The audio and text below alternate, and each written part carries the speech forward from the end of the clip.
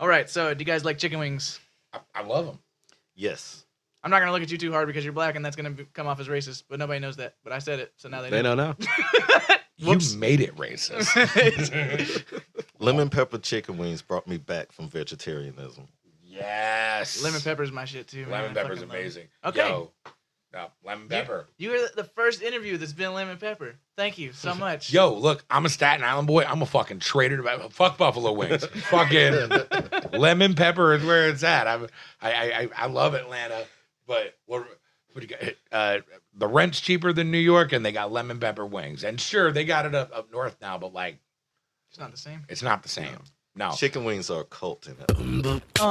Welcome to the show. This is Babblin and Dabbling. You already know we a podcast. Yeah, we babbling and dabbling. Podcast. Yeah, we babbling and dabbling. Babbling and dabbling. Babbling and dabbling. Welcome to the show. This is Babblin and Dabbling. You already know we a podcast. Yeah, we babbling and dabbling. Podcast. Yeah, we babbling and dabbling. Babbling and dabbling. Babbling and dabbling. Hello. Welcome to another episode of Babblin and Dabbling. This is a special episode. It will be released with another episode, which we have not done before. But we got to get this shit the fuck out. Anyway, as always, I'm your host, Camden Hill. I'm joined by my co-host, Scott Barnhart. And today we are joined by two special guests, Patrick Cunningham and Alfred Ward. Hello, everyone. Pleasure to be here. Nice to meet you guys. Hello. Hey. All right. Before we get too deep into it, as always, you can follow us along on Instagram and Twitter at Babblin Dabblin. Facebook.com/Babblin Dabblin. That's Babblin Dabblin. If you want to follow me personally, my Instagram and Twitter are both at dflamingo187. Scott, give them your shit. If you guys want to keep up with my music, you can follow me on soundcloud.com/hazardwave, spelled HAZARDWAVE, and all my links to my other social medias are on there. And I have a collaboration with Plagues coming out on October 25th on a collaboration album on El Cuco Recordings, so check that out. Dope. Sick. You guys want more followers that you might get from this, but might not? I don't know. Sure, yeah. What do you got? My Twitter is whack, so follow me on Instagram at DL Hughley Lewis. On Instagram, Patrick Cunningham on Facebook. I have my official page. I have also a company I run called Road Rooms, which links touring entertainers that are out on the road up with hotels. So that's, Much needed. That's handy dandy. And then, yeah, I run a showcase called Clockwork Comedy that'll be coming here soon. I Which saw really... those posts. I'm like, what the hell is that? Oh, I'm all cryptic and shit out. right now. We're getting there. Dope. Mr. Ward, where can they find you? Yeah. You can just Google Alfred Ward. I'm not hiding. You'll find my .com, Alfred Ward, my Instagram, Alfred Ward, my Facebook, Alfred Ward, my Twitter, Alfred ___ Ward. There we go. All right. And you'll be able to find everything there. So, hey, follow me. Get on that, people. Dope. Mm-hmm. So, what we like to do is let you guys just kind of tell us what you think is important information about yourself so far. Just start in with that, and then we'll get into questions afterwards. Sure. Yeah. Well, I'm, let's see, first and foremost, I'm a stand-up comic, originally from Staten Island, New York. I was in the Army for 7 years. I got out of that and cut my teeth in comedy in Huntsville, Alabama. I've toured all over the country. I've been doing it around 8 years.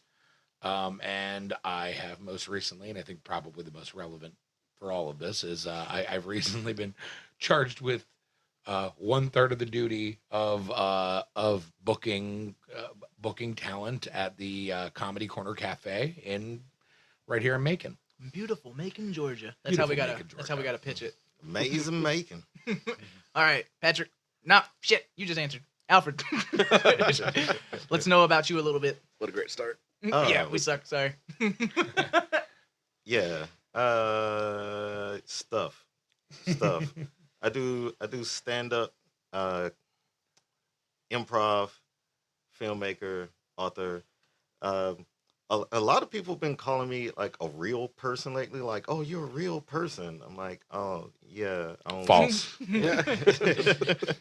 I don't know, but I kind of got an AI vibe from you, but I don't know. I guess I was right, wrong. right. Well, I have a hard problem trying to figure out if people are real or NPCs myself, so it's really good. But yeah, I enjoy doing creative stuff. I've known Patrick for about 8 years, almost the entire time I've been doing stand up Same. consistently, as well as my first time was in Atlanta at the Punchline at an open mic. Then had to move back to Alabama. Now I'm back in Atlanta. It's really great.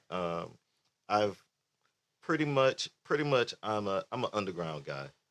Up and down the Gulf Okay. Coast, you can catch me anywhere from Louisiana to Florida. You can catch me all the way up to Mississippi, just basically the South. I'm a Southern guy as far as making films, doing stand up. Just born and bred. Hell yeah. Nice. All right. So we're going to just jump right into this. I know time is Hit not it. our friend right now. Time is of the essence. Time is a construct, but whatever. So all questions can be for both of you if you have something you want to answer it with. So what are your all powers combined? Right. tag team the questions? So what are your feelings about the current state of comedy? I think that's a deep. Yeah. Just some light questions. That's right. Let's go right into it. Let's go right into it. Yeah, I mean, Honestly, I think there's a lot more people taking the plunge now, and because of that, people have become a lot more discerning. And then people, of course, everyone thinks they have an answer to the a unanswerable question, which is just ridiculous, which is like, what is appropriate and what isn't appropriate in comedy. And you get the people on both sides where it's ridiculous, where everything offends me and that's stupid, and then you get the PC culture is killing comedy guys, and it's like, no, write better jokes, man. I saw your Like, post just- about that earlier. dude, man, and I'm not gonna name names, but Jesus, some people, woo. If it's Yikes. funny and it's mindful, it's appropriate. Yeah, I mean, yeah. dude, absolutely. I feel like if done well, there's almost No boundaries. right. I mean, if you're a white person, don't say the N word, and Yeah. and basically don't use slurs, because that's just a shitty thing to do. Mhm. But other than that, like, I don't see the fucking problem. But like at the same time, people need to, I think, in my opinion, the thing that people are arguing right now is you have the whole, again, the PC culture argument, but I feel like that could be summed up at like just the idea of like, just, are you doing this for you or are you doing this for the audience? Yeah. And ultimately, if you're doing this for you and not for the audience, like if at the end of the day your set's for you, then you shouldn't be doing comedy. And that's like not me being like sensory or stupid or bad, but like it's like that is just like narcissism to the nth degree. Like that's fucking ridiculous. And so you should be doing comedy, and if you're not getting laughs, it's never them. It's always you. Dude, that's I hate hearing people blame the crowd. Because I'm always like, I'll let myself go there, but then I'm like, nah. I mean, if I was just doing better, I could get the laughs out of them. So. Yeah, dude. Man, I look, okay, I'm at a point right now in my career, and I think probably Alfred's probably about at this point too, but like, what do you bomb, like once a year? I couldn't tell you. But probably like on average about once a year we have like a weird set. Because about once a year on average at this point, I'll just have like one super shitty set. But when it happens, I've actually learned to be like, oh man, I had my shitty set this year. Got that out Oh, of the good way. for another year. Yeah, I'm good for that. My last one was in Fort Walton Beach, Florida. It was at a punk rock show, which hurt my feelings because I Yeah. come from punk rock. And so when there was just a whole bunch of punks and metalheads that just did not give a flying fuck what I was saying. And I was just like, I got meta with it. I was like, really? None of this? You don't like any of it? All right, well, here comes Pauper's Grave. These guys are going to be excellent. And also, shout out to Pauper's Grave. Nice. Yeah, right. Got Bubs on the show. Oh, also, I didn't mention this. I'm a member of a group of ne'er-do-well comedians called the Deadbeats of Comedy, and we're from all over the place. And one of those guys is Bubs Harris, who was also in a band called Pauper's Grave. Nice. Alfred. How do you feel, Alfred? I love it. I really enjoy it. I like the dynamic. I think so much now is born from the fact that we have so many more connections with social media and whatnot. So people are able to interact more. People are able to voice their opinions more. And I think it's great. I recently had a conversation with somebody, and they were talking about the more PC culture of how, like how is the dynamic of stand-up being viewed now inside of our culture. And I'm like, one, stand-up started in our culture. Yeah. Stand-up is a part of our culture, and stand-up has never been a comfortable child of our culture. Like, stand-up comedians used to get fucking arrested just for using 4-letter words on stage. So, if this stand-up maybe seen a little bit divisive, maybe it's a reflection of our culture as opposed to something that we should destroy. It is that it's like you have a therapist. You talk to the therapist, you're going to say things to your therapist that you don't want to say to your mom and dad. But the comedian's also going to get up there, and it puts you in front of somebody else's opinion, somebody else's point of view. And quite often what it does is, if you enjoy it, if you take it in instead of like transfer your insecurities onto some other person, you can hear that they're either working something out, or the punchline in the end is not what you thought it was when you jumped to conclusions. So a stand-up artist is this was my favorite part about it. Conclusion I reached recently was that stand-up comedy is going through a maturation that hip-hop went through in the 90s and 2000s, that everybody thought you actually had to have a rap sheet to be a rapper. It's like, no, he didn't actually kill 80 people with an AK last week, and that dude actually probably doesn't hate women that much, but he's working through it. It's like, wait until his 10th album drops. He's gonna have kids by then. Let's watch him grow. But that's pretty much how I feel about it in a nutshell. It's just it is an art form. In its most purest essence. It's one person. There's no band. There's no backup. It's you and your material. And you do want to be accepted. Like you say, nobody's getting up there to just like, I hope everybody hates me. But that person will never make it past open mic anyway. We have a filter system, people. Stop being a gatekeeper. I want to get back on the once a year bombings. One of my favorite questions to ask people on here is what you're like. We talked to some musicians and comedians and stuff. And what's the worst bombing or set or anything like that, and there's always some great answers. It's always funny. No, the Pauper's Grave show was not the worst. The worst, and Alfred will appreciate this as well, was at a place that no longer exists in Huntsville, Alabama, called the Green Room on Jordan Lane. Oh yeah. And one thing that is weird is that, like, to people who don't understand comedy, this is going to sound odd, but there are different kinds of rooms. And there are, without being shitty, it's just there's urban rooms, and there's there's punk rock rooms, and then there's weird hipster theater shows. Like, it's just different demographics. This was my second time I was ever doing comedy, so like it almost shouldn't count, but still, it was your awful. Second show. Okay. My second time ever on a mic doing comedy, and I decided, I was like, man, I'm from Staten Island. I was in the fucking army. I'll be fine, man. I'm down as fuck. And I got over there, and it was just, they didn't want anything I had, but it wasn't even that it was that bad. I just got. And I'm not blaming the audience, and I'm not really blaming the people who set me up, but this is what I was up against. Yeah.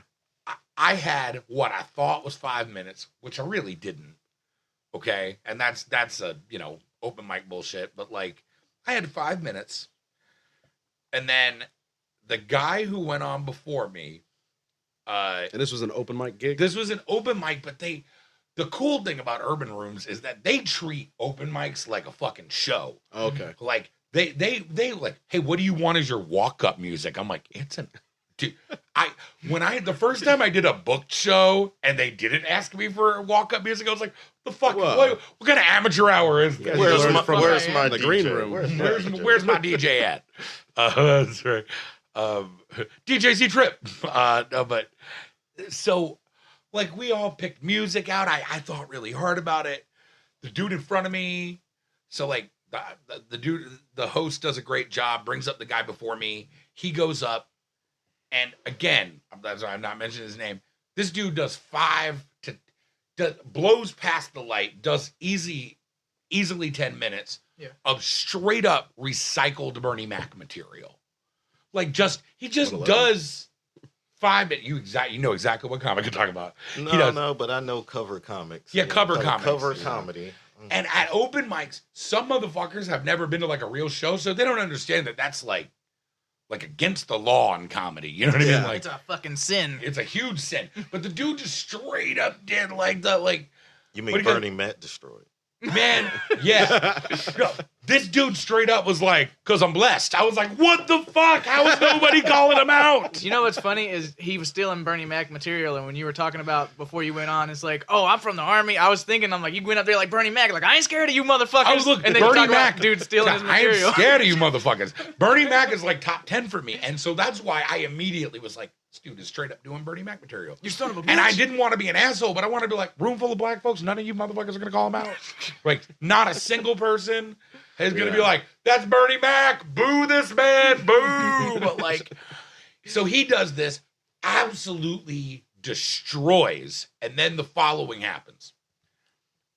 The host gets up there, she's like, all right, give it up for right? Whoa, huge thing. And she's like, all right, our next comic, come to the stage. This is second time on stage. I'm sorry, I forgot his name. What's your name, honey?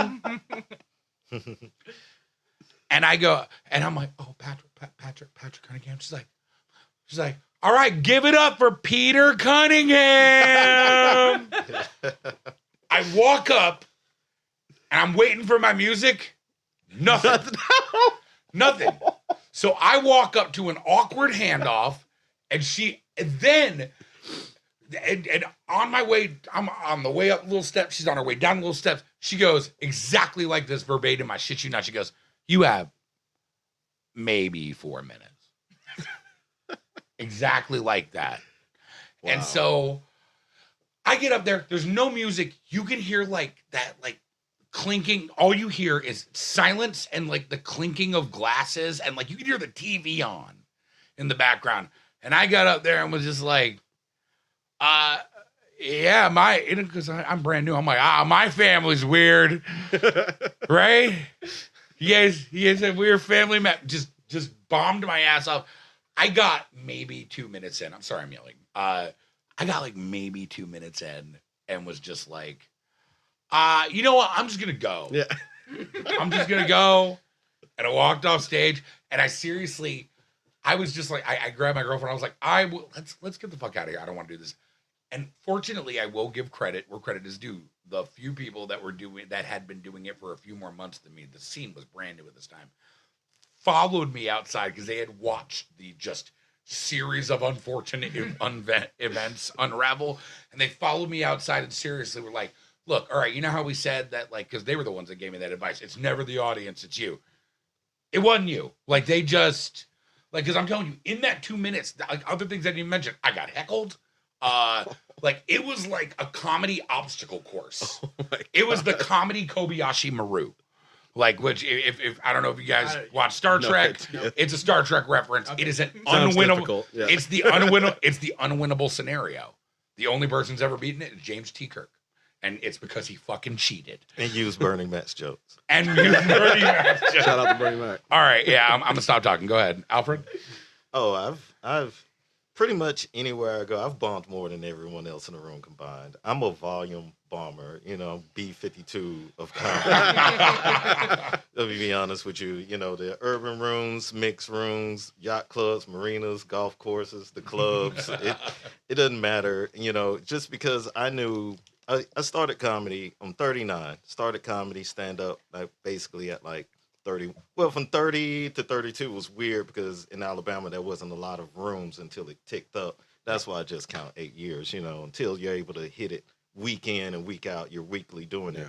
But I knew guys in Atlanta. I knew guys in LA. They're doing 5, easy, 10, 15, 20 mics a week. And so I knew, even though where I was at, I sometimes I'd have to drive 1,000 miles a week to hit 5 mics a week. Shit. Oh, man. Right? But I mean, it was about that volume, and it was about that volume. Anywhere that there was a hot mic, chicken and waffle restaurant. It reminds me of the story that you just told. Yeah. Dive bars, clubs, rap shows. Open mics with nothing but acoustic guitars. Now for the comedy portion. Oh my God! It doesn't matter. I've done like 2 of those. And But it's I awful. think my biggest one was actually like my most glorious one. I absolutely loved it. But I did get booed and Sandman off stage in a barbershop in Birmingham, Alabama about 6 years ago. Now that was fantastic. I mean, 15-minute set.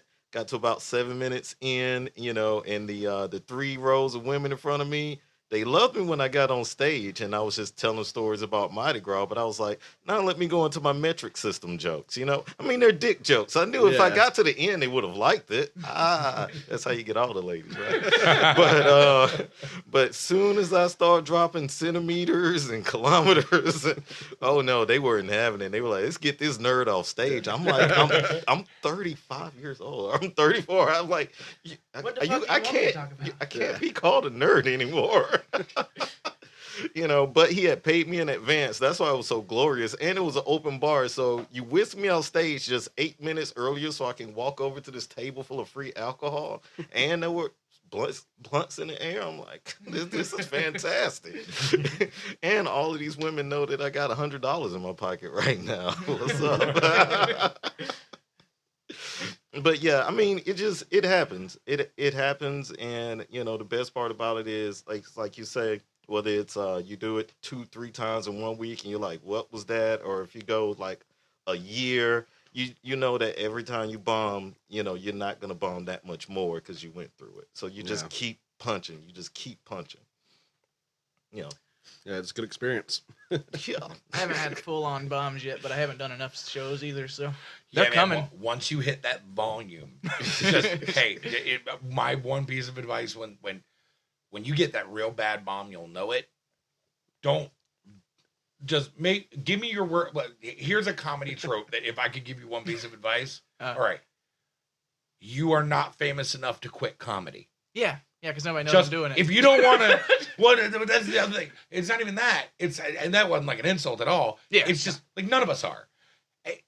You can't really quit a thing when it's not your major source of income. Right. Just if you feel like not doing it for a while, then just don't do it. But don't make a big ass proclamation, ridiculous proclamation, because it has become. I'm telling you, if you haven't seen it already, just befriend enough comics online. By the way, almost always dude comics. By the way, I'm trying to stop. I don't want to know a bunch of comics. I did that shit when I did music. I was like, oh, tons of rappers, tons of fucking, whatever. Just oversaturation. oh man, Yeah, they're sad. not like Pokemon. You don't have to catch them all. You don't have to catch them all. Right. No, it's just the ones that you work well with, the people that you know well, and if you're doing a good job, people will follow you on social media. They'll find you. So, you don't really have to worry about anything except for what you do on stage. And it's like, I mean, the bombers feel good. I mean, I keep saying it feels good. I'm sorry. I'm gonna say this. I'm gonna say Great. this. Yeah. Yeah. Well, and that was early on. It's been a year. Can't wait for my next bomb. Those Yeah. first 2 Ooh. to 3 years, and that's just another thing. There's you feel it. You hit different gears every year that you're inside of it. But for those first couple years, if you eat shit, just get a spoon. Okay. Yeah. I mean, they say that you don't really find your voice in comedy until you're somewhere between. They used to say 10 years, but 5 to 10 years in, depending on the intensity you do it. I think like I literally found my voice maybe like halfway through last year, and I had recorded a fucking album already. But What like, does that mean? Finding your voice. finding your voice, man. Your style, kind of. Yeah, it's not even that because I mean at that point, I mean that too. Okay. But yeah, like I think regardless of how real you're trying to be, Mhm. we are all playing a role on stage. even if you're yourself, you're an exaggerated version of yourself. Right. Like right now, like as you can tell, I am a very like loud, gregarious person. Okay. You're comedian Patrick right now, Yes. not civilian Patrick. No. See, this is civilian Patrick. Oh, this is which civilian Patrick. yeah. Okay.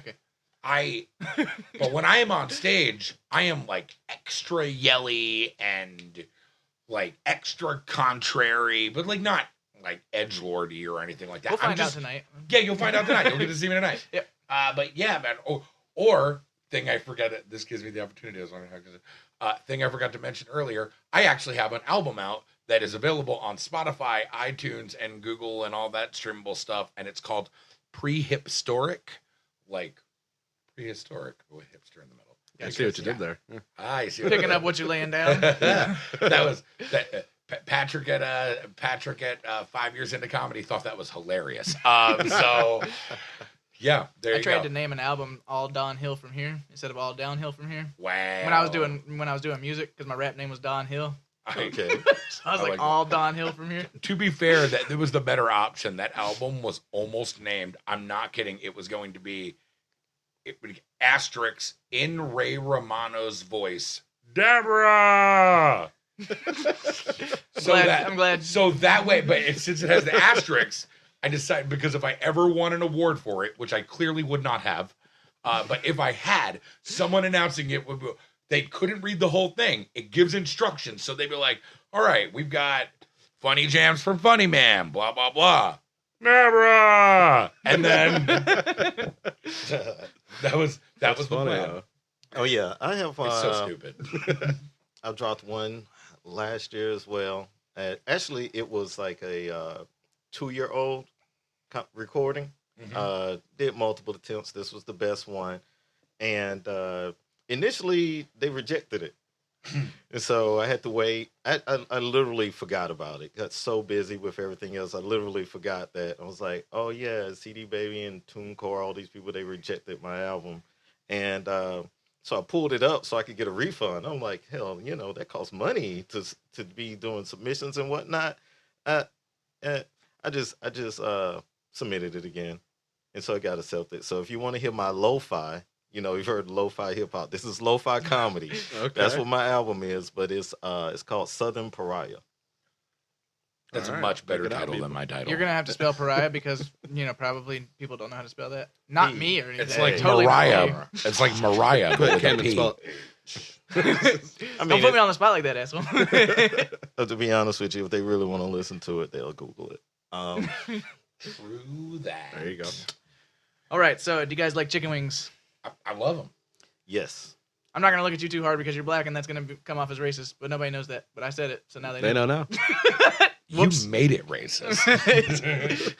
Lemon pepper chicken wings brought me back from vegetarianism. Yes. Lemon pepper's my shit too. Man. Lemon I pepper's fucking love it. amazing. Okay. Yo, no, lemon pepper. You were the first interview that's been lemon pepper. Thank you so much. Yo, look, I'm a Staten Island boy. I'm a fucking traitor to fuck buffalo wings. Fucking lemon pepper is where it's at. I love Atlanta, but what do you got? The rent's cheaper than New York, and they got lemon pepper wings. And sure, they got it up north now, but like, It's not the same. it's not the same. No. Chicken wings are a cult in Atlanta. Yes. They're a cult unto themselves. For real. There's Actually, more chicken wing places than churches, I'll- even in black communities. Okay? seriously though, what's funny is you mentioned that, but he talks about it a lot. But our headliner this evening, Dedrick Flynn, he is about some wings. He is fucking about some wings. He talks about wings constantly. Constantly, like I have seen this man argue people down about wings. He is serious about wings. Yeah. Just talk to him about wings. Like seriously, start a conversation with him about wings. You're there for 20 minutes. Hey, drums or flats? Oh, all drummies. Yes, sir. I don't know. I kind of put the whole thing in my mouth and just pull out bones, so it's just meat. It's 550. Are you good? Oh yeah, we're good. Okay. I was just checking. All right. I think I might got not one. ask the real deep questions. He's got some silly There we questions. go. Ooh. All right, this segment is called excuse me, superpowers with a catch. I'm going to name a few of them. You're just going to choose one and Okay. why. All right, so the first one we got here is you can hear people's thoughts, but only in the voice of Gilbert Gottfried. All right. You can run super fast, like the Flash, but you have no arms. All right. We got you have superhuman strength, but only when you're drunk. I mean, that's I already have that. So like, keep going. Yeah, that's what I was thinking. And then we It's got close to home. you can grow or shrink to any size, but your feet remain the same size. There we go. There's your options, boys. Ooh. Now, can I turn the telepathy on and off, or is it just Oh, always yeah. on? Yeah, it's a choice. Yeah, We made it a choice. I mean, I hate the GPS person's voice all the time. It doesn't matter what voice it is. So, and honestly, I love Gilbert Gottfried. So like, There you go. no, clearly, yeah, it's Gilbert. Gilbert. Yeah, I would take it only if it also included animals. Oh, that would be amazing to hear your dog talking and This Gilbert ass oh my sound. God, that- This ass smells fantastic. the first person to be able to do a Gottfried impression. You're only the second one that's attempted it. I'm the first, and I did not do good. I shit you not. Actually, what's funny is because I'm not like a huge impressionist. I have like 5 impressions I do. One I do extremely well, and that is I have been told I do a better Ice-T impression than Ice-T, and He does an impression of you. Yeah. man, to the point where so the last time I went out on like more than I don't call it a tour unless it's more than 5 days, and if it's more, the last time I went out on a tour, I was going through a divorce, so I didn't have money to renew my merch, and so what I did was to go up. I was like, I incorporated an Ice-T bit in all of my sets, and I was and it crushed, and I would go, if you enjoyed my Ice-T sets after this show, if you would like for me to record your Waze instructions in the voice of Ice-T, pay me whatever you want. And I made a fucking killing. That is genius. I had people pay me $1, Awesome. but then I had one dude pay me $100. I was like, I'm gonna take deep care. Let me go to a quiet room for this one. You get the sound treatment. This motherfucker. 50, do a ghost. Make a left right now. Oh my God.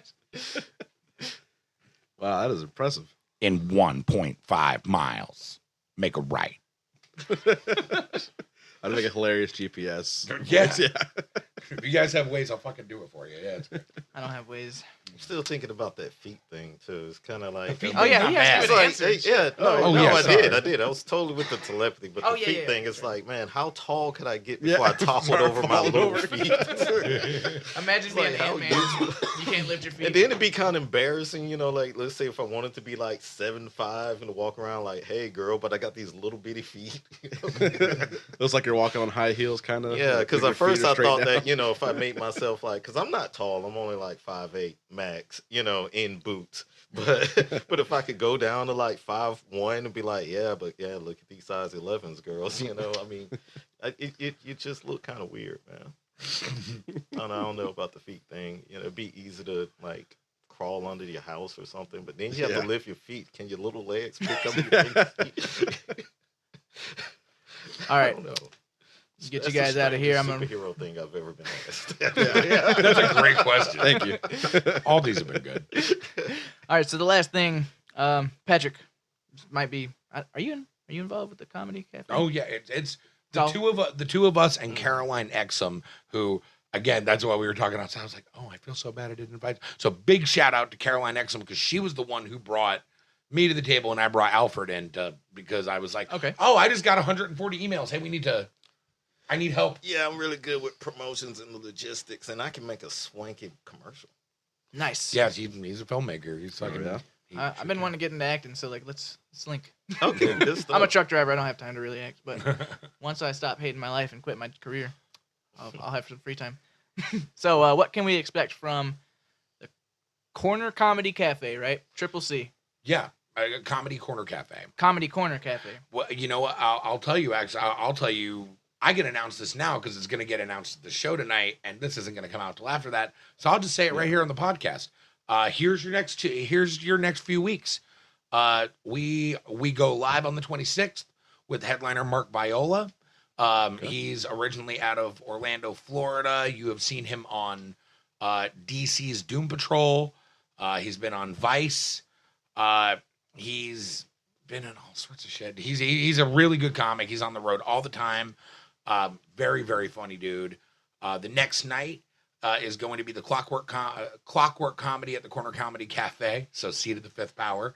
And that's going to be a comedy showcase, 5 heavy hitters. I'm going to be hosting that show. Alfred's on that show, along with Dual Aldridge from Florence, Alabama, Olivia Searcy from Pensacola, Leah Holcomb, also from Pensacola, and Wiley Ferrer, also from Pensacola. We got some Pensacola comics. That's going to be a great time. All of them are hilarious. It's going to be a good show. And then this is a cool one, so I hope other comics listen to this. But and if you're not, come out anyway. It'll be a good time. October 31st, Halloween. We're kicking off our first open mic at the club. And it's going to be an open mic Halloween party. Mm-hmm. So come in costume or don't. I'm so mad because I'm not going to be in town on that. Man, that's going to be fucking lit. I'm like, fuck, I'm going to be on the road. It's going to be super, like, if you're going to have a fucking first open mic. Sick that day. Yeah. I don't think you can drive to fucking Sheboygan or wherever you drive. Like, I do go to Sheboygan a lot. Wow. I go to Green Bay, Wisconsin. That's where my company's based out of. We're I've been watching you. But like, yeah, no, we've got that. We've got that the 31st, and then on the 1st, we've got an improv troupe coming in out of Atlanta, and then we've got, and then this is the big one, the 2nd and 3rd, both nights, at least one show per night, depending on ticket sales. We may expand to 2 shows a day. We've got comedy legend Mo Alexander for a weekend. Which, if you're not familiar with Mo Alexander is he's originally out of Memphis, Tennessee. He lives in Memphis, Tennessee still. He's an institution. Mm-hmm. He is the first comic to ever, he's on Stand Up Records. He just recorded his new album. He is the first person to ever record a comedy album at Sun Studios. He has toured with Keenan Ivory Wayans. He has done Comedy Central, Heart of the City. He's worked with Kevin Hart. The dude is, and this is not just promoter talk. He is a transcendent comedy experience. Like, he's one of those comics that you watch, and then you have that weird reaction where you go, "Fuck, I'm bad at comedy." And then he's a big dude. The dude is, I mean, he's got to be pushing 400. And that's not like me shaming him. He's a big dude with big comedy, and he's fucking amazing. The dude is great. So come to that show and that's get gonna your be tickets. November. November 2nd and 3rd. Okay. Yeah. So yeah, that's the calendar. The website should be up soon. Calendar will be up on that. But yeah, that's what we've got planned for up from now till the first 2 weeks in November, and then keep paying attention to the Corner Comedy Cafe social media and our inevitable website that I am almost certain is being developed, but I am not in charge of that. So pretty sure. Find out one of these days. Hell yeah. All right, so we're a little pressed for time, but I wanted to get them in here so we can put this out and let you guys know what's coming to Macon, so you can get the fuck excited for it. Because our little bitty fucking shithole town, our beautiful town. Amazing Macon. Amazing Macon. Yeah, I can tell just by this little interview right here, this short time, you guys are hilarious. Thanks. And we definitely want you guys back on at some point if you ever with some more time. Absolutely, chance, yeah. And also, not to tell you what to do while we're on here, but yeah, get Caroline Exum in here too, because we're a trio, and out of the 3 of us, like she's the one who honestly made this all happen. So. And her story is amazing. She's lived in England. Like, she's incredible. So, yeah, I'd get her in here and just have a one-on-one. She's a Macon local. She lives right here. Nope. Yeah.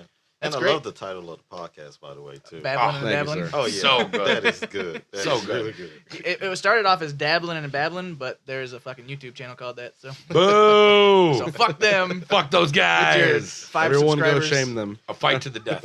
Right. Fight to the death. I think we'll win. We got 2. It's probably just like one nerd in his mom's basement. Now, you guys are, probably. We've only got one nerd in his mom's basement. I live Probably on one of those more guys of them. that's like breaking down episodes of The Office, like have you like breaking down stuff like I don't know if you noticed, but Toby might be the Scranton Strangler. Which, by the way, Toby totally is the Scranton Strangler, right? Like he is. I don't like The Office that much. Oh man, I it's loved so it. I'm just like- the end. It was we're one of the just- we're best not- endings I've ever seen on a show. Wait, hold on. too. Watch this. Wait. You don't like the Beatles, right? Not really. Saw that coming. Parks and Rec is my thing over Office. Yeah, no. That show's all right. No, Parks and Rec is good. Parks and Rec is wonderful. Ooh. I always felt like there had to be you had to pick your side on those two. No, My side is Parks you know and what? Rec. I was Team Office all the way. Then I saw fucking Parks and Rec, and honestly, I love them both. Well, Parks and Rec is I can admit it's a ripoff of The Office. They just It's a little but different. they It's put a little twist on different. it, but it's like they had like the cut to. I'm sure it was an inspired. Individual, Oh, Yeah. absolutely. stare Well, off the camera. a lot of the writing team is actually from. I don't know if you're aware of this, but one of the writers, one of the head writers on The Office, is the dude that plays Mo. Two of them. Mo. Yeah, I actually, gotta the get girl, Yeah, the, Mindy Kaling. yeah, Mindy Kaling and Mose, the dude who plays Mose. Yeah. And then and both of them moved over and wrote Parks and Rec. The only difference is dude who played Mose actually had on-screen time on Parks and Rec, and Mindy Yeah. Kaling, who is an amazing actor too, just somehow stayed off stage and just off screen, just never did anything. I think Aubrey Plaza is what draws me to Parks and Rec. Because Man, I she's love so- her. I just think that if you've seen one boy band, you've seen them all. Hey man, 98 degrees can't hold NSYNC's jock. All right. Dude, 98 Degrees doesn't even get brought up. It's always Backstreet Boys or NSYNC. 98 Degrees is just like a back. That's what back I'm burner saying. thought, I forgot that until you said them. I 98 forgot. degrees. I only remember that because it wasn't Nick Lachey, right? Wasn't that the dude, the one that was She married to says Jessica yes. Simpson? So I thought Nick Lachey was from NSYNC or Backstreet Boys. I couldn't No, remember. he was in 98 degrees, son. All white people look the same. You are right, and women be shopping. All right, well, that's fun. you guys got to get to going, I believe. All right. So we will do a more in-depth interview with both of you guys, maybe individually, maybe you guys come back together, maybe even get Caroline in. Well, involved. have a guess. You know, a lot of people are going to be coming through. We're already got a lineup for maybe the next 3 months developing right now. Pretty much the only reason I didn't, because that would have just taken way too much time, and Yeah. not all of it set in stone, because frankly, we need to get things signed off by the club. But Right. But yeah, we tentatively pretty much had through January booked. Fuck. Yeah. No, don't. Let me rephrase that. We have a framework, Yeah, and I'm and just. there, Yeah. as far as You guys aren't gonna headliners book and me stuff. because I just realized when I submitted my fucking shit through the email, I didn't give any links or anything. I was just like, "Hey, my name's so and so, and this is when I'm available." And I'm like, "Why am I a fucking retard?" Well, the great thing about it is, just working with the scene. We met in Huntsville on the showcase, and that's another thing. The Clockwork Comedy Showcase, guys, come out there and see it. That's when you're gonna get to meet people that are touring and the people that are established now on areas in volume. And that's exactly how me and Patrick met on the show like that. Yeah. But I got to see my scene grow over the last decade. He got to see his scene grow over the last decade. We've both got to see, just people coming together underground all across America. People blowing up. We Yeah, watch people blow up. Exactly. So I did a weird show in Auburn, Alabama, on a showcase like that with Dusty Slay. Yeah. And Dusty Slay he's freaking huge right now. Trey Crowder did my old show Clockwork back in the day. Yeah. And that dude's the liberal redneck now. He's fucking killing it. Dulce Sloan from The Daily Show. She's an Atlanta person and then is a great comic. And they were all one of us once, man. It's nice watching people blow up. And that's why you come to shows like Clockwork and showcases and things like that. And you pay attention to the features. You don't just come for the headliners. And actually, by the way, when you were talking about getting stage time, yeah, dude, I'm going to tell you and on here, every comic around here and anyone who wants to do it needs to come to the mic if they can, or come to the next mic, or come to the next mic, because we're going to go to those mics and we promise, I will give my word on here, we're going to pay attention because I don't want to watch everyone's video. I'm going to be performing. So. We're going to be performing and paying attention. I still need But yeah, stage time. if we're standing there and watching people fucking blow us away, Right. yeah, you're gonna get hosting spots and fucking all sorts of shit. So yeah, come out to those, and yeah, we'll get you up. Talk your shit, Sway. Wrong show, but anyway. All right, I'm shutting up now. So you heard it, man. Comedy is coming to little old Macon, Georgia. If you have the availability, definitely come out. Not gonna tell you about tonight, but come on out to the. God damn it! I want. It's Corner Comedy Cafe or is You it? got it. Mhm. That's what I said the first time. You told me I was wrong. You said it was Comedy Corner Cafe. Did I really? Well, then I said it wrong. Well, then you reprimanded me for no reason. I do you, that. Now you owe me stage time. I used to be. We don't do tit for tat, sir. That's unethical. All right, off air, we'll figure it out then. Anyway, that's it. Starting on October 26th is the first night. Corner Comedy Cafe. It's on, what the fuck street is it on? It's on Cherry and 2nd. Cherry and downtown. 2nd Street, downtown Macon. I'm sure it's going to be a fucking wonderful time. If this podcast gives you any idea of what is going to be going on there, and you enjoyed this, you will enjoy that too. Come on out. Support the local comedy scene. Bitch, we tired of being broke. I'm tired of driving you guys trucks. coming out again. It was fun. Dude, Thanks for having us. Yeah. Yeah, I appreciate you guys for coming in. On the spot, Alfred edition here. As always, this is Babblin and Dabblin. We are signing off. Until next time, I love you. Thanks for listening. Peace. Bye.